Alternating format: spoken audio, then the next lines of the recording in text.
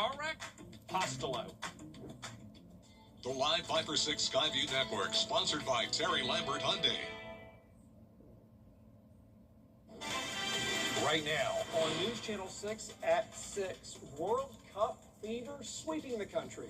We'll have a live report ahead of Team USA's first game as your news at 6 starts now.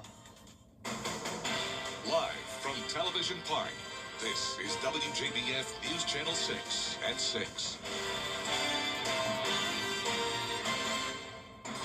Good evening, everybody. I'm Brad Means. And I'm Jenny Montgomery. Thanks so much for joining us. Coverage you can count on begins with a check of this very hot weather. Yeah, and getting hotter, apparently, as Chief Meteorologist Jenna Petracci joins us. Jenna. Well, we actually just had a severe thunderstorm warning pop up, so good timing to have first weather. We've got Barnwell County and Bamberg counties under this severe thunderstorm warning. So this was a special weather statement for up to 40-mile-per-hour wind gusts and pea-size hail just a moment ago. And now I'm getting that latest information for you to read what is going on with the severe thunderstorm warning.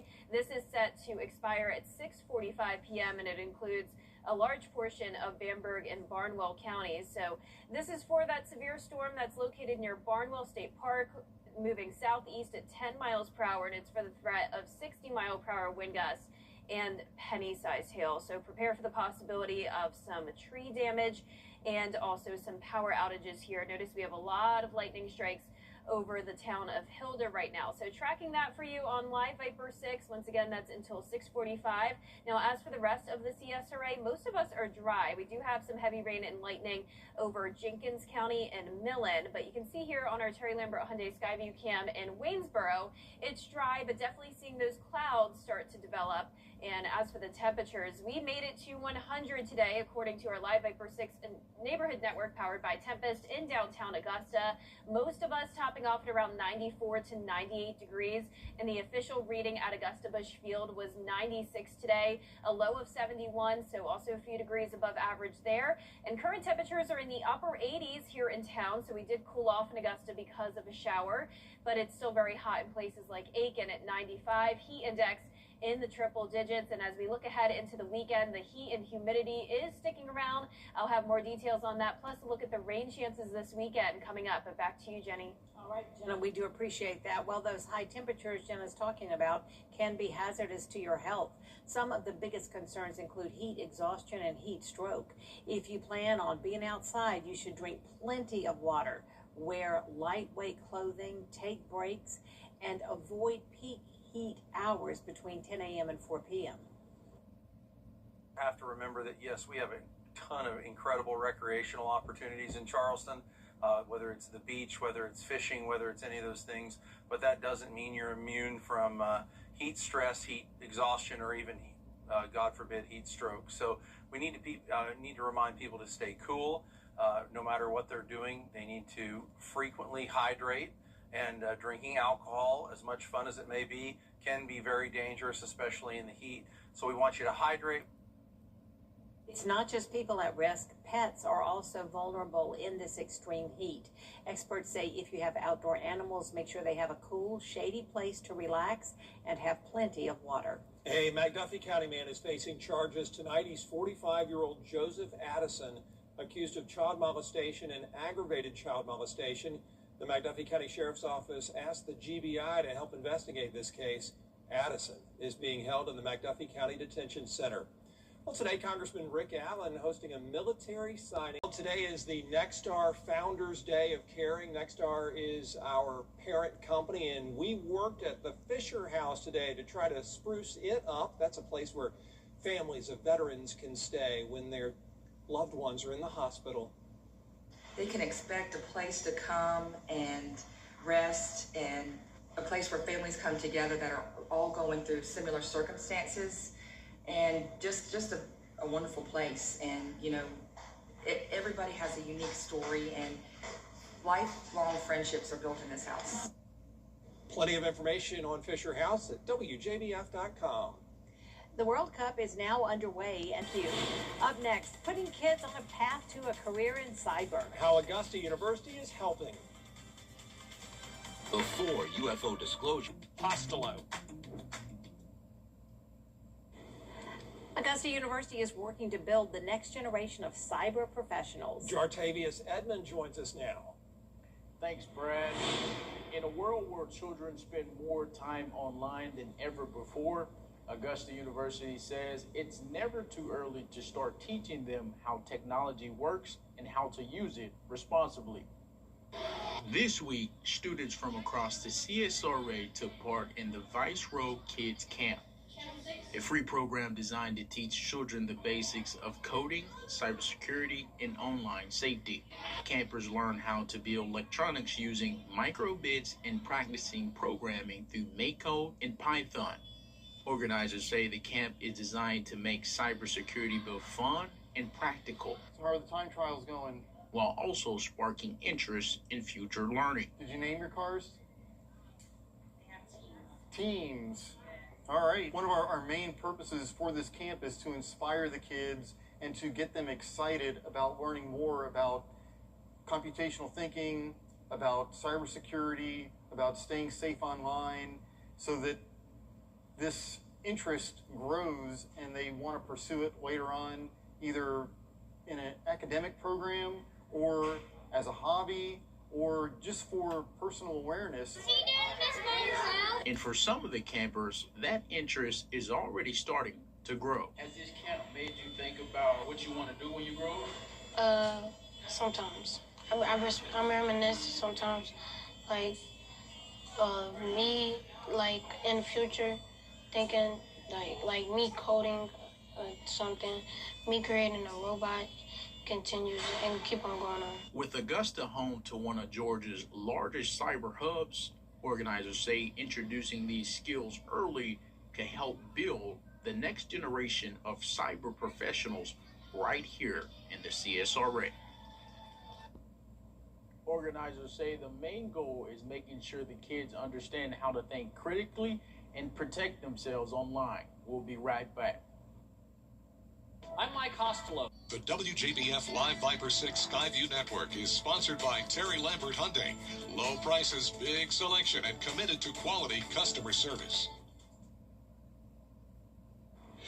Now, your most accurate forecast with WJBF Live Viper 6. The southeastern portion of the CSRA is lighting up with these thunderstorms right now. And like I mentioned at the top of the show, we do still have that severe thunderstorm warning. This is until 6:45 for a portion of Bamberg and Barnwell counties. Heavy rain, frequent lightning, penny-sized hail, and 60-mile-per-hour wind gusts possible. Heaviest rain is now near Hilda and Denmark, and then moving over towards Burke County, Sardis and Girard also seeing heavy rain and lightning. And we do now have a new special weather statement until 6:45 as well, and that's for up to wind gusts up to 40 miles per hour. Also watching this cell here just outside of Jenkins and Screven County definitely could be severe, but these are overall moving down towards the southeast at around 10 to 20 miles per hour. So pretty slow moving storms bringing a lot of heavy rain, but north of I-20 and most of the CSRA is completely dry.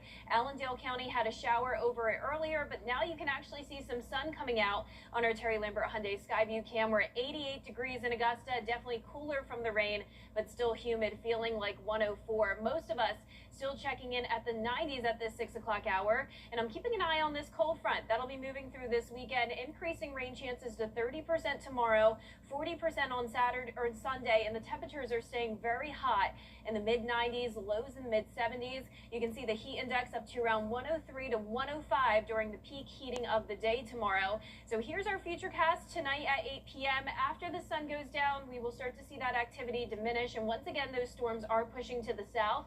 Tomorrow by noon, we're still dry, but once we get to tomorrow evening, watching for that pop-up shower and storm development, and any of these storms could produce those downburst winds. So please be careful. Keep an eye on radar if you have outdoor plans this weekend, and be sure to stay hydrated. Notice a bit more coverage as we go to our Sunday evening at 11 p.m. But once again, this weekend will not be a washout as these storms are very scattered in nature and hit or miss. But you can see we'll be watching this additional low pressure system on Monday. That'll keep rain chances around as well. And then our highest rain chance comes in on Tuesday. This cold front will bring scattered showers and storms along with a cool down. But lows tonight, once again, in the mid-70s. Highs tomorrow are going to be in the upper 90s.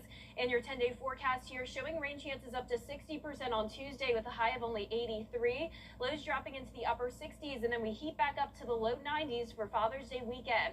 Now, congratulations to today's umbrella winner. That is Rosemary Cheatham from Aiken, South Carolina. Rosemary, you can pick up your Viper 6 umbrella here at the station, and we'll be right back. You can't always choose the weather, but you can choose your weather app. Go with the most accurate and most trusted, the Live Viper 6 mobile app. Download it today. Now, WJBF sports coverage you can count on. This weekend, the University of Georgia baseball team returns to Omaha for the first time in 18 years, trying to win the school's first national championship in this sport since 1990. A Westside grad who now lives in North Augusta was an integral part of that 1990 squad, and he is hoping to see these new Diamond Dogs repeat history. Gianna Seflu has the story. Omaha, Nebraska. It's the greatest show on dirt. It was surreal. It was a surreal moment, but now here it is 36 years later, and people still want to talk about it. Terry Childers was a two-time state champion at Westside. His family still has the copies of the Augusta Chronicle from those days. And 2 years later, he was on the receiving end of the final strike that clinched Georgia's national championship against Oklahoma State. I was relieved, first and foremost, but we had such great pitching that whole series. We only pitched 3 guys. Mike Reben, who ended up being the College World Series MVP, Dave Fleming, and then Stan Payne. But yeah, I mean, once I caught the 3rd strike and went out to the mound, yeah, it just kind of hits you when all the guys are jumping on each other. And it's just like, wow, we did it. The memories remain the same, while the college game has changed. We won the championship game 2-1. So, you know, a lot more pitching and defense maybe, you know, a couple decades ago. Nowadays, you know, guys are bigger, stronger. You know, a lot more home runs are being hit. Pitchers are throwing really hard. It's no secret that this year's Georgia squad hits for power. Childers feels confident that the long ball can carry them all the way to the championship series. I don't think anybody's really been able to pitch against us that successfully. You know, maybe a few innings, but, you know, our 1 through 9, I mean, we can hit. We all got power. I just don't see anybody outscoring us, to be honest with you. One common denominator from this year's squad to that championship team, their undeniable chemistry. We have a team, a text thread from the 90 team, so we've all been texting back and forth this whole, you know, year, and especially this last series. And several folks are going to go out there and watch them in person, but everybody else will be glued to their TV and pulling for the Dogs. Georgia will take the field against Texas on Saturday, 8 p.m. in Omaha. Costello.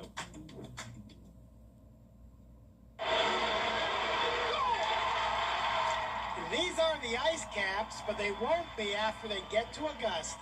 Through the history of this city and this area, there are several names. But I'll tell you, you'd be amazed when we hold the name the team contest, the names that kids will come up with. Augusta is famous for floods, and long ago floods were called freshets. Starting in goal for the Augusta Freshets. Got a French-Canadian freshet. Maybe 2 French-Canadian. What do you think, freshet? Freshet sounds more like a girl's thing. Well, give me a better idea. Killer whales, polar bears. Flyers. Flyers. Peach State. Augusta Peach Staters. Yeah, that's good. I like that. They win a game, I'll be surprised. Augusta Hockey Pucks. Fitting. That's the best I can come up with. Man-eating snowbirds. The team actually has an idea. Nationals, we thought about that. But we've looked through the history of the area here, and there's several names that can be, you know, can be called here. Nationals? Nationals is one. The team wants the Augusta Nationals. No. Augusta's finest. Hey, there's always freshet out there somewhere in Augusta. George Escala, News Channel 6. That's our report for now. Have a great weekend.